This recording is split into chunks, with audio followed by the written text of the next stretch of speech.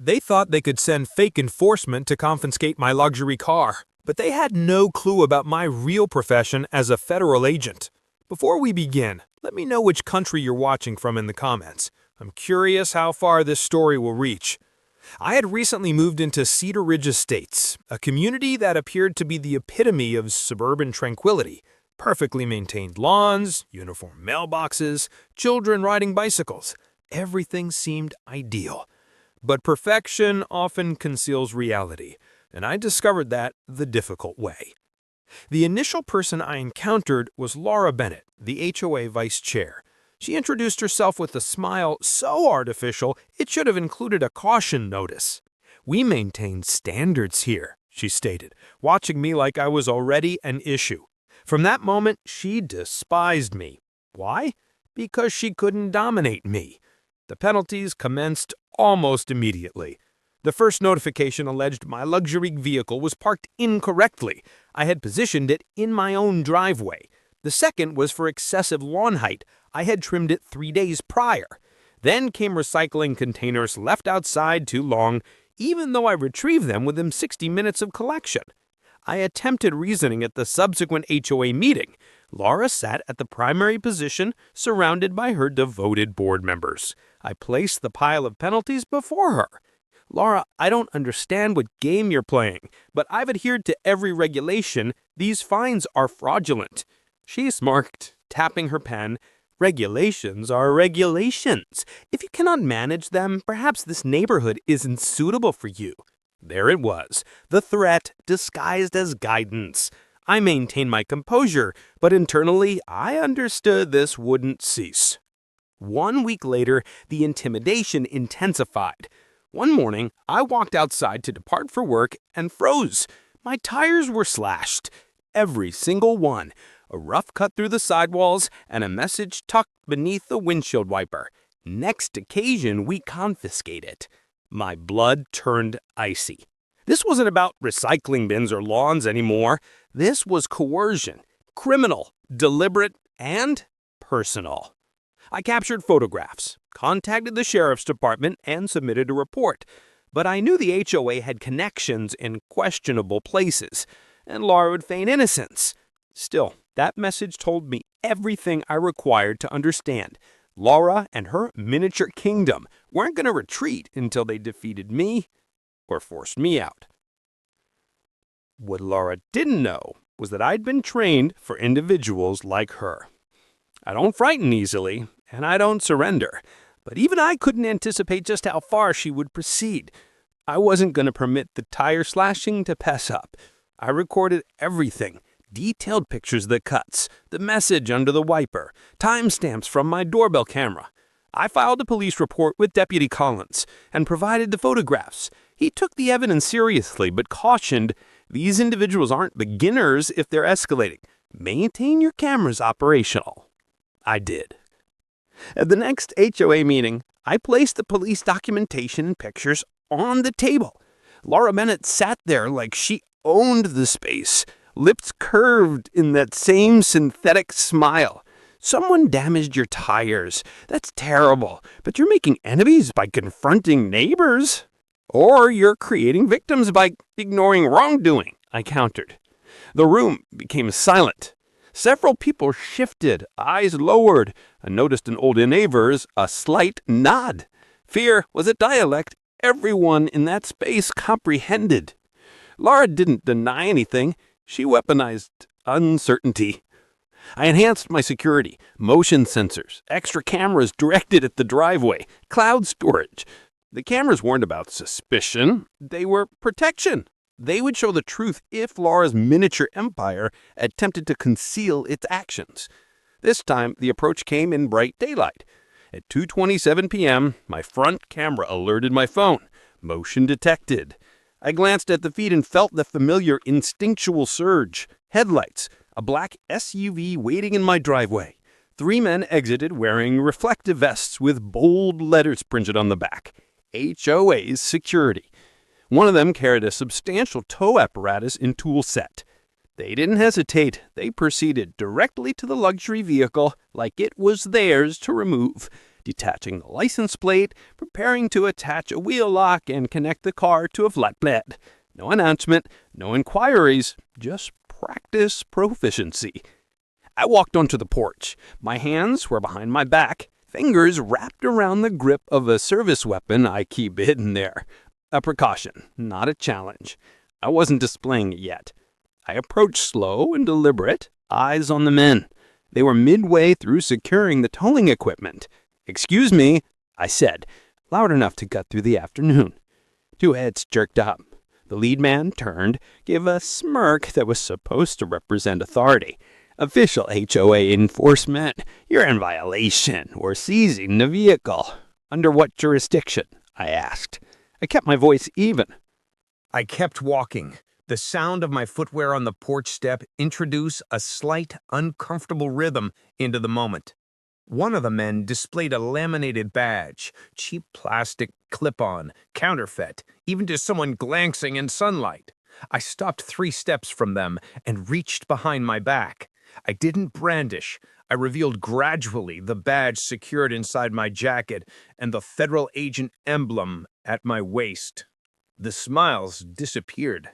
My free hand adjusted the jacket just enough so the grip of the pistol was visible in the hollow of my palm, positioned against my back. It was a quiet, unmistakable message. I was armed, trained, and not deceived. They laughed initially, dismissive, arrogant. "You're not law enforcement. This is HOA business." "Test me," I said. My voice was quiet but firm. The lead man hesitated. The second man tightened on the apparatus like a canine on a leash. Tension mounted the way a stretched wire hums before it breaks. Behind them, my driveway camera continued recording. Wide angle, high definition, time-stamped. Every movement, every exchange, every cheap laminated badge was being documented. The men could have retreated. They could have pretended nothing occurred. Instead, they glanced at one another, fingers twitching on tools. The situation had moved beyond fines and messages. The theft was in progress, and whatever followed would be on camera. I told them once, calm and low, "Drop the equipment, depart now." They laughed again, and that laughter was the final thing anyone would get to preserve. If this neighborhood account has your attention, please like and subscribe, because the consequences become even more substantial. The lead man, crowbar shining in the sun, took a step forward like he owned the driveway. I did not hesitate. Training and instinct cut cleaner than rage. The thug swung the crowbar at my torso. It was a wide, committed strike intended to incapacitate. I moved into it, performed what federal agents practice until it's muscle memory. A deflection, a turn, and a single controlled discharge aimed to halt the assault without killing. He collapsed hard, groaning, not gasping. The shot struck the muscular section of his thigh. Blood, but not lethal. It purchased me time. The other two rest in weapons and arrogance. That's when the remainder of my training assumed control. No theatrics. Efficient clinical force. I closed distance, used a wrist lock to twist one man's arm behind his back until it fractured with a clean, terrible snap. He cried out and fell. The third charged. I planted a shoulder, drove him back, and slammed his head into the pavement until he ceased fighting. It concluded in seconds that felt like minutes. My driveway camera had everything. Timestamps, audio, high-definition close-ups of the laminated badges and the HOA security vests. Neighbors flooded into the street, phones raised, eyes wide. The man I'd subdued was screaming. The other two were curled and bleeding. Sheriff Collins' patrol car arrived 4 minutes later, lights cutting the midday glare. Deputies advanced to the scene, secured the suspects, and summoned paramedics. I presented my federal credentials without drama. They already had the footage streaming on an officer's tablet. The deputies restrained the three men, seized crowbars, tow chains, fake badges, and the jackets. They treated the injured. One required surgery on a damaged femoral branch, but survived. The sheriff's investigators hurried up my driveway and watched the replay on my cloud backup. Every frame was conclusive evidence. Within 48 hours, the paper trail emerged. Bank transfers, digital payments, and text conversations connected the hires to Laura Bennett, the HOA vice chair. "Handle the vehicle. Teach him to depart," read one message. Laura's signature matched invoices for the men's cash payments. The district attorney filed a stack of charges: attempted grand theft auto, impersonating law enforcement, assault with a deadly weapon, and conspiracy to commit a felony. The three thugs were indicted. Laura was arrested on solicitation and conspiracy counts. At trial, the video was relentless. Neighbors testified under oath about the fines, the slashed tires, and Laura's private threats. The jury didn't deliberate long. Laura was convicted of conspiracy, solicitation, and association fraud. She was sentenced to 28 months in state prison, ordered to pay $140,000 in restitution to me, repairs, emotional distress, legal costs, and a $45,000 civil penalty payable to the county for misuse of HOA authority. The thugs pleaded guilty to impersonating an officer and attempted grand theft auto. Each received prison time and restitution obligations. The HOA itself fractured. Board members resigned. Civil lawsuits multiplied. Regulations were rewritten, and a court-appointed administrator assumed control while members elected new leadership. My civil suit for harassment and damages settled. $70,000 plus attorney fees. Laura's home went into lien and sale to satisfy judgments. I preserved the footage in 3 separate locations and deleted nothing. I remained in the residence. The luxury vehicle stayed in the driveway. They believed I was just another neighbor they could intimidate.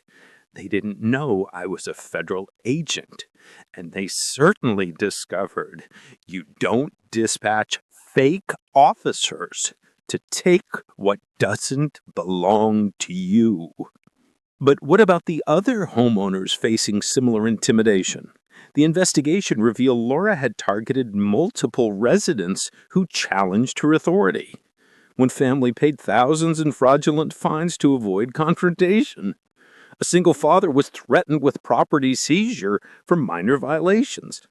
This pattern of harassment extended throughout our community. If you want to witness how we expose the entire corrupt network and protected homeowner rights, ensure you're following this channel.